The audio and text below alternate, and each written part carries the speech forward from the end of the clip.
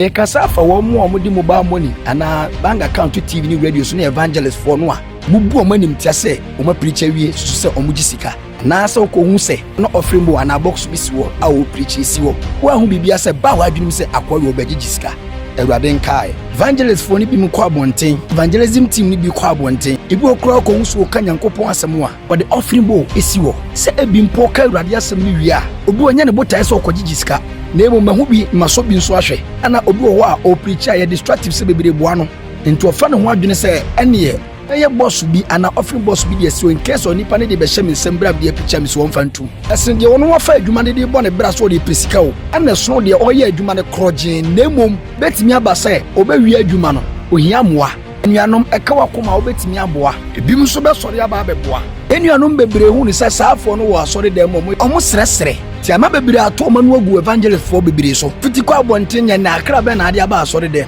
ya na minim se ya na asori wo machine bi a oko preach ya number akra bi e de ba asori dem ho a fo ni bebre kro ho a nsori ma na egu nsori na se no e evangelist ahubwo bi na preach mo munya agidi sachirai nti na duru bra wo ye Awurade adwuma na ayafo ama ma ni pabia begu asori dem ese ya wo nko amase nyina di ni pa begu asori fie o kasa dodo ese na unim eye wadwen se wano ate ama na wo adom bia ye de twe akra Apollo dia Paul gusu so de o ma ne nyiri fire Awurade woni madwuma Awurade nam asofo bia ye nsori ma bi obi o Awurade ama ne kwa so won te asori David person osi asori dan Solomon de besi ye obi nya dom gu ni na ase onim se na adom bi na so na ama ne dom da bi Awurade na che adwuma ni ma ebia akọ ba bi e wo se ko mumusa busa o mo se mo fufure hin na baaye eye Awurade Nyankopon na nam asenkafo bebire so bobo ma no de abra ho nti obi ye no obi bua no no obi so hwe so bi nso akora wo de asia matemuda pese me ka asem wa kire wo se mo kon mo mfa sika boto bi enkura na odwumani akatua se no bi mu ka Nyankopon asem wi a Awurade nam krofo bi so da boa wo asa wonim se wo mo so yi sika de bo Nyankopon adwuma no Onyankopon na hye wo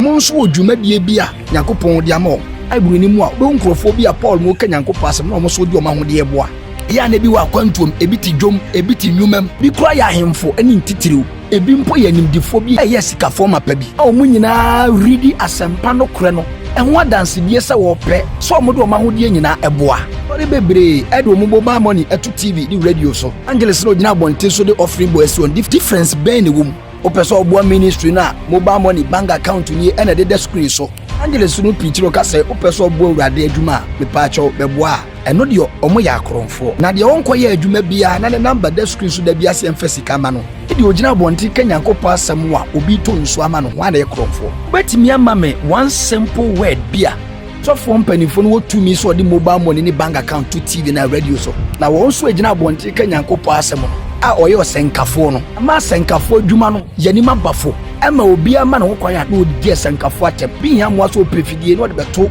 screen so a oni pedina tem so nkopa adwuma ibi nkura sori dem wo ebi kura susu ni se oye kromfo sori no etimi kase ye pemwa na the screen so the TV so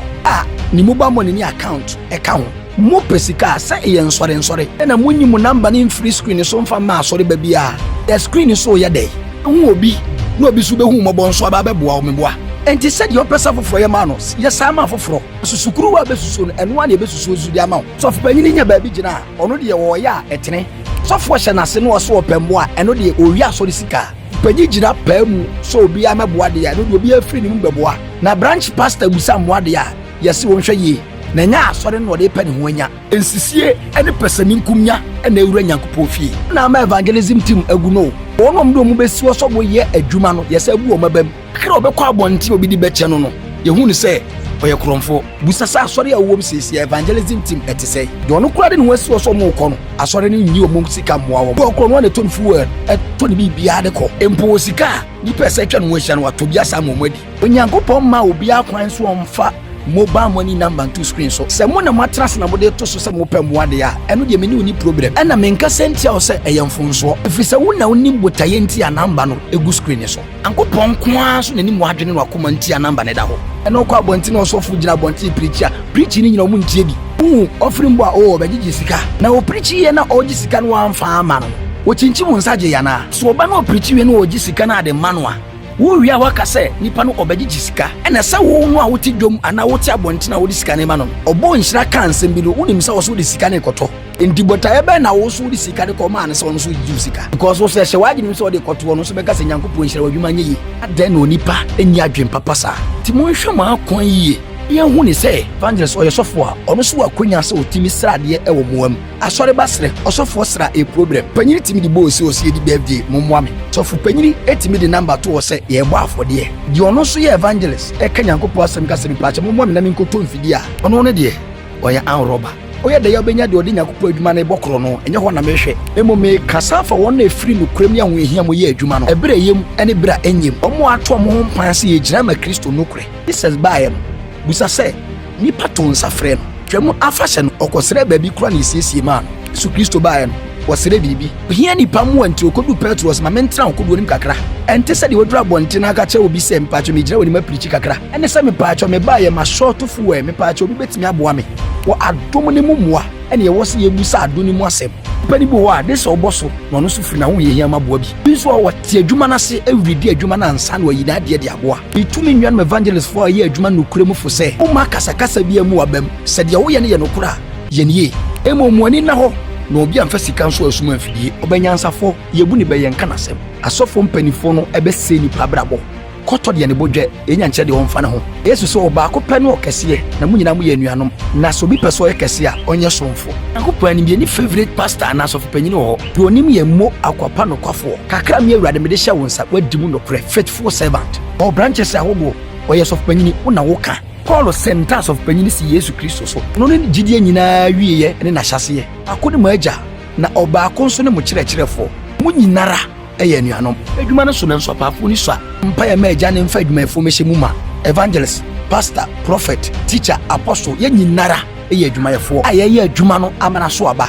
kɔ adwuma mu a obiara ne ne position ɛne de adwuma na ankasa yɛ ne dia na obiara de anidie ma na adwuma wɔyɛ na obiara ho hia Onyankopɔn asafo ɛne dia ma agya ne hwiafo no bi ne bobe no na mo ne mman a mo so aba adomakyɛ de num na ɛyɛ adwuma no ɛyɛ dɛ ne baako yi ne ho pie sɛ ɔyɛ sɔfo panyini wɔbɛrɛ adomakyɛdeɛ no yɛ asomfo yɛ adwuma no no yɛ evangelist ɔyɛ sɔfo panyini sene sɔfo deɛ ɔno so yɛ sɔfo so na deɛ ɔno so yɛ apostle so ɔyɛ sɔfo panyini sɛ Petro mu kobu saa asɛm sɛ hwan ne ɔkɛseɛ ɔsuani nsene ne kyerɛkyerɛfoɔ da o ama Yesu Kristo nipadua sie akɔ so ɔfo nya akyɛdeɛ evangelist nko nya akyɛdeɛ a yɛsɛ ɔnyɛ papa ma wem evangelist fo nko a ne ama ɔma yɛ ahiafoɔ yɛtua asɔfoɔ ka diifo nya akatua so ɔyɛ apostles ɔmo so nya akatua so obi yɛ evangelist a ɔda asɔre na no anakatua wɔ gye ne so ɔkɔ abɔnten obi so yɛ adɔyɛ de ama no preach yehu sɛ wonya nhyira a yɛsa gye mfidi a de kɔ ne firi wo nsɛm hyehyɛ mmara bi de too so ɛmpɛ sɛ nipa kora bɛhu mmɔbɔ no aboa wo ma evangelist fa yɛ papa hwɛ akɔ a ɔsɛnkani ni hɔ a bɛyɛ dɛn na wate asɛm no wanka asɛm no nso a bɛyɛ dɛn na wagye adie wɔda branch te faako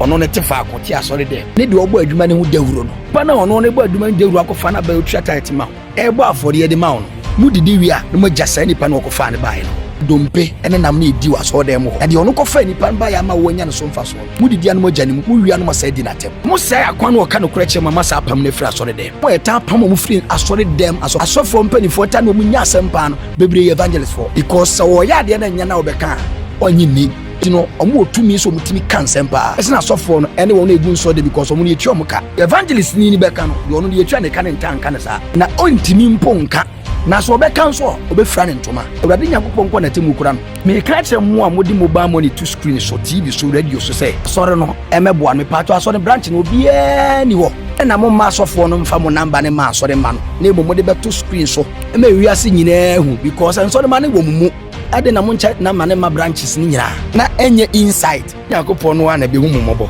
sɛ Nyankopɔn adwuma se ni ebi mu de ayɛ nyansa ne business no dealing with nyansam bobo ma asofo bia kwan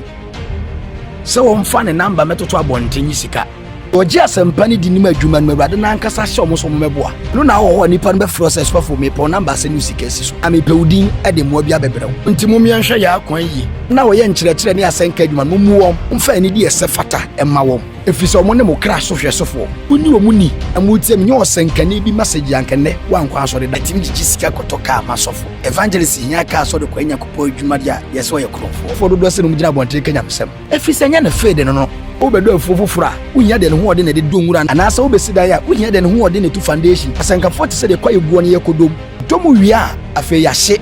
dua no ba no na asofo no de se kana do nwura na efefe ne kakra adifo no gugu nwura ne sunsu teachers fo no ayi abanim akopon na aba betwa afiri mumu evangelist fo kakra ni mo yam emmo mo kakra enhwe evangelist fo bi kromfo sem woni papa ne bone na wo mfa sa akwa ne ntwusu evangelist papa che media bibia bi adanse se wei na otie no oye papa enso obia no asema sew a kire no ema ohu omo a na obu ofu ade nyankopon ohu ni panyina mobo ewrade nshirae evangelist fo dodo se no osiesi dan de a che no yesi mission house ma sofo ene adifo ne teachers fo ni podcast chairman sofo evangelist fo a omo kanyankopon asem efa trotro ko kanyankopon asem